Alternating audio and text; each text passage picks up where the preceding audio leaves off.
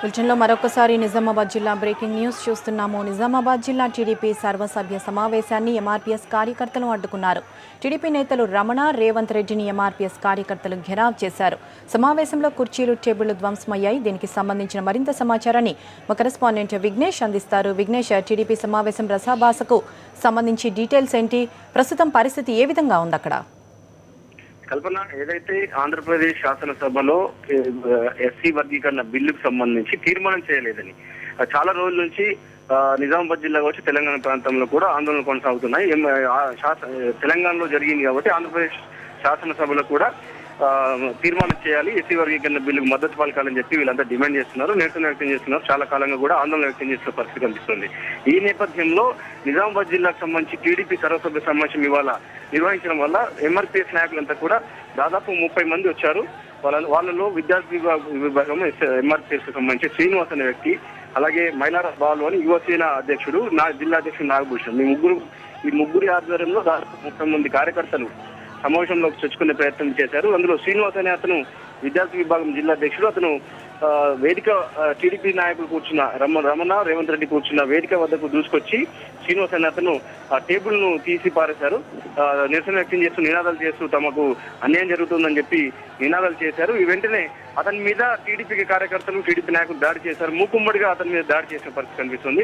ఈ నేపథ్యంలో మొత్తం ఎంఆర్పీఎస్ నాయకులంతా కూడా చంద్రబాబుకు వ్యతిరేకంగా నినాదాలు చేశారు. అలాగే టీడీపీకి సంబంధించి మద్దతు పలకడం లేదు. ఈ వెంటనే ఎంఆర్పీఎస్ కు సంబంధించి చేస్తున్న డిమాండ్ ను, ఏదైతే ఆంధ్రప్రదేశ్ శాసనసభలో ఎంఆర్పీఎస్ బిల్లును తీర్మానం చేయాలని చెప్పి డిమాండ్ చేస్తున్నారు, అదంతా వెంటనే నెరవేర్చాలని డిమాండ్ చేశారు.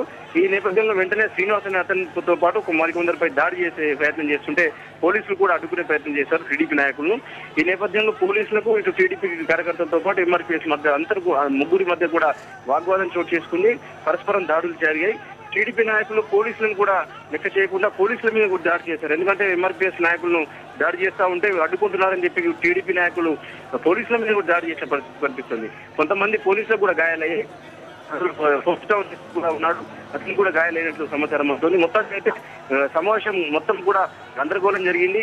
వాగ్వాదంలో గిరావుల నేపథ్యంలో అంతా కూడా గందరగోళం నేపథ్యంలో అంతా కూడా ఈ సమావేశం దాదాపు 20 నిమిషాల నుంచి అరగంట వరకు వాయిదా పడే పరిస్థితి మొత్తానికి గందరగోళం చోటు చేసుకుంది. బయట ఆపి ఉన్న మాజీ మంత్రి మండ వెంకటేశ్వరరావు కారత్వాలు కూడా ధ్వంసమయ్యాయి. మొత్తం 30 మంది నాయకులను ఎంఆర్పీఎస్ నాయకులు అరెస్ట్ చేశారు. విఘ్నేష్, ఎస్సీ ఎస్టీ వర్గీకరణ బిల్లుకు సంబంధించి మరి ఎంఆర్పీఎస్ నాయకులకు కానీ కార్యకర్తలకు కానీ ఏమైనా హామీ లభించిందా? అసలు హామీ కాదు కదా, వాళ్ళందరినీ లెక్క చేసే పరిస్థితి కనిపించడం లేదు. ఎందుకంటే వారందరూ కూడా చాలా కాలంగా నిజామాబాద్ జిల్లాలో నాగభూషణం అధ్యక్షుడు కావచ్చు, విద్యార్థి విభాగం వాళ్ళందరూ కూడా ఆక్రోషంతో ఉన్నారు. ఆంధ్రప్రదేశ్ శాసనసభలో చంద్రబాబు అధ్యక్షతన గతంలో కూడా హామీ ఇచ్చిన పరిస్థితి ఉంది. గతంలో హామీ ఇచ్చారు కూడా మర్చారు. ఇప్పుడు అసెంబ్లీ నడుస్తున్న పరిస్థితుల్లో ఈ నేపథ్యంలో ఖచ్చితంగా ఎందుకు పెట్టట్లేదని చెప్పి కూడా నిరసన వ్యక్తం చేశారు. అయితే ఇంతవరకు హామీ లభించలేదు. ఈ సమావేశంలో తెలంగాణ అధ్యక్షుడు రమణ కావచ్చు, ఎమ్మెల్యే రేవంత్ రెడ్డి ఇతను కూడా ఉన్నాడు. ఇద్దరు కూడా దీని గురించి అసలు నోరు మెదపనే పరిస్థితి కనిపిస్తుంది. ఇంతవరకు అసలు హామీ కాదు కదా, లెక్క చేయలేదు కార్యకర్తలందరినీ, వారందరినీ కూడా బయటకు తోసేసే పరిస్థితి కనిపించింది. వాళ్ళందరూ కూడా గిరావ్ చేయడము, ఆందోళన చేయడము, ఈ కుర్చీలు, టేబుల్స్ ఎత్తేయడం నేపథ్యంలో వాళ్ళందరినీ కూడా పోలీసులు కూడా అరెస్ట్ చేశారు. వీరిని